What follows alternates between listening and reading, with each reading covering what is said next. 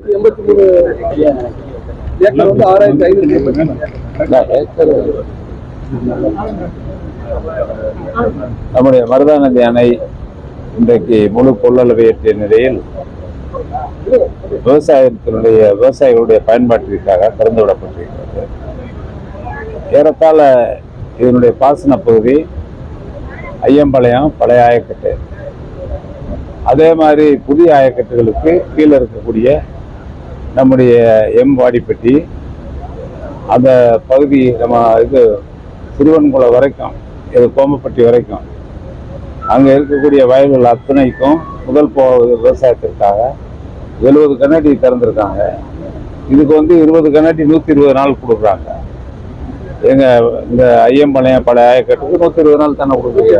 அது 30 நாளைக்கு 70 கண்ணாடி வீதம் கொடுக்குறாங்க. தொடர்ந்து கொடுப்பாங்க.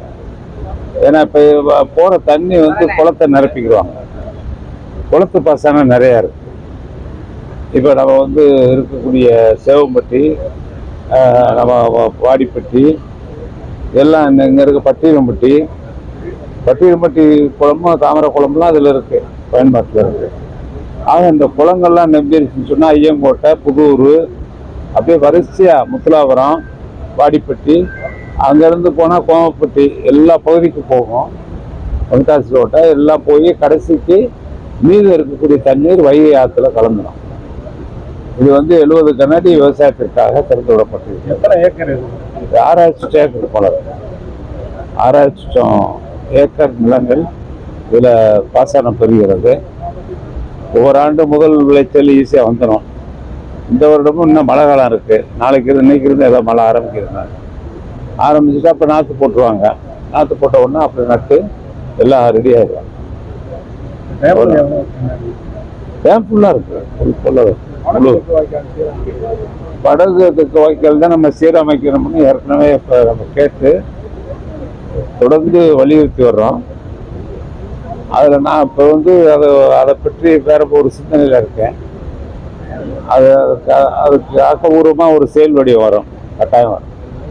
ஏன்னா வேற சிந்தனைக்கு போயிட்டேன். அதை செஞ்சே ஆகணுங்கிறதுக்கு அதை நான் திருப்பி இன்னும் ஒரு 10 நாளில் அதை சர்வே பண்ணிட்டு வேற ஒரு திட்டத்தின் மூலமாக எடுத்து அதை நிரந்தரமாக ஒரு டேம் கட்டின காலத்திலேருந்து கலைஞர் 1972ஆம் ஆண்டு இந்த டேம் ப்ரொபோஸ் பண்ணாங்க. இந்த மருதானதி அணை கட்டப்பட்டது. இந்த அணை கட்டப்பட்ட காலத்திலிருந்து கிட்டத்தட்ட இப்போ இன்னைக்கு உங்களுக்கு அதில் 30, இதில் ஒரு 24, 55 வருஷம் ஆச்சு. 50 வருஷம் ஆச்சு. 50 வருஷம் எட்டி இந்த டேமு நல்ல சோர்ஸ் உண்டு. மழை பெஞ்சா நல்ல மழை, 2 மழை பெஞ்சுன்னா டேம் நம்பிடும். நல்ல ஹைட்டு 72 அடிக்கு மழை. இப்போ நம்ம அந்த வடக்கு வாய்க்கால், தெற்கு வாய்க்கால் அவங்க சொல்றது இது அங்கே சித்திரவு கிராமம், அப்படியே அதனுடைய தொடர்ச்சியாக இருக்கக்கூடிய நெல்லூர், அந்த பக்கம் சிங்காரக்கோட்டை எல்லாம் கரும்பு விவசாயம் நடந்த இடம். ஒட்டுப்பட்டி, சிங்காரக்கோட்டை, செங்கரட்டி ஓட்டை, வரிசையாக நீங்கள் எல்லா கிராமங்களும் வயல் இருக்கு. சுற்றி வர வயல் தான். ஐயங்கோட்டை, புதூர், இதை சுற்றி நடுவில் வயல் தான். ஆக இதனுடைய பயன்பாடு நமக்கு முழு கொள்ளளவிற்கு வரக்கூடிய வாய்ப்பு இருக்குது. வடக்கு வாய்க்காலை பொறுத்தளவில் அதுக்கு விவசாயிகளோடு கலந்து நிரந்தரமான ஒரு தீர்வு காணப்படும்.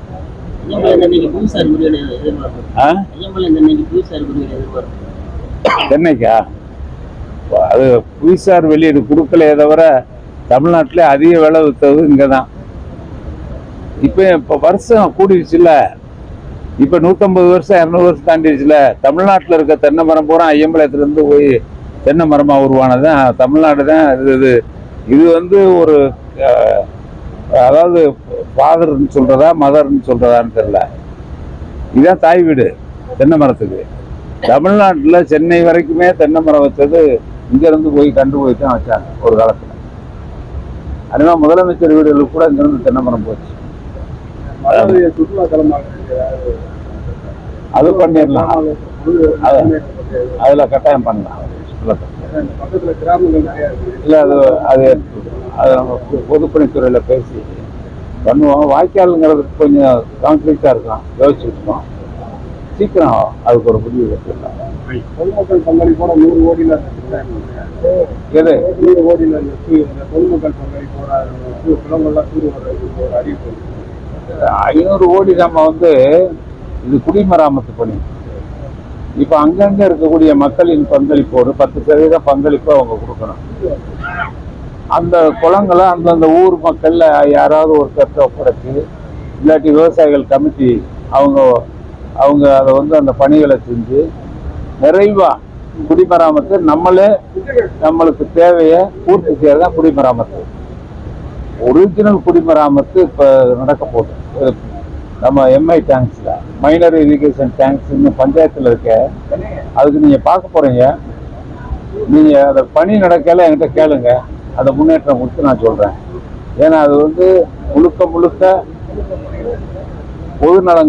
பொதுநலத்தோடு குடிமராமத்து பணின்னு எப்ப நடந்துச்சுன்னே தெரியாது.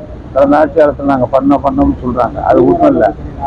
நாங்க இப்ப அது சும்மா பேரை போட்டுக்கலாம். இப்ப நடக்க போறதான் உண்மையான குடிமராமத்து. பாருங்க, கொஞ்ச நேரத்துல நீங்க பார்த்துட்டு சொல்லுங்க, அதுக்கு நான் விளக்கம் சொல்றேன்.